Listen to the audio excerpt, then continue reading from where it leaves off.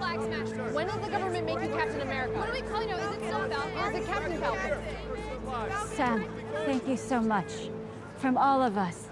Sincerely, you did your part in dealing with those terrorists, now we'll do ours.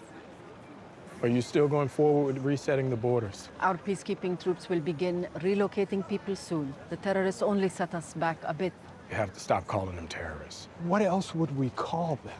Your peacekeeping troops carrying weapons are forcing millions of people into settlements around the world, right? What do you think those people are going to call you? These labels, terrorist, refugee, thug, they're often used to get around the question why. Those settlements that happened 5 years ago, do you think it is fair for governments to have to support them? Yes. And the people who reappeared only to find someone else living in their family home, they just end up homeless? Look, I get it, but you have no idea how complicated this situation is. You know what? You're right. And that's a good thing. We finally have a common struggle now. Think about that.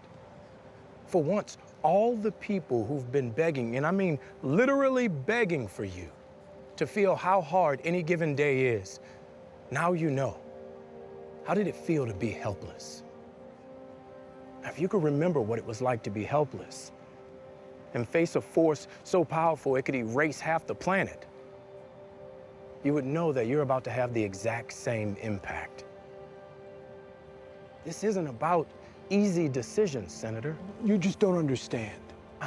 I'm a black man carrying the stars and stripes. What don't I understand?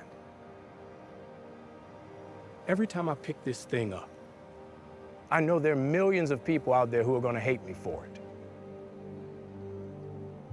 Even now, here, I feel it.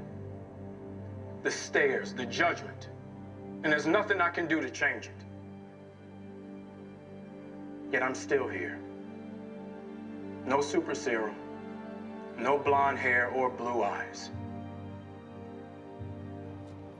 The only power I have is that I believe we can do better. We can't demand that people step up and we don't meet them halfway.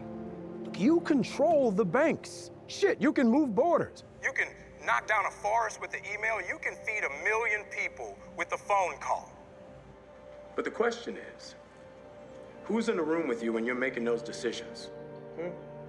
Is it the people you're going to impact? Or is it just more people like you?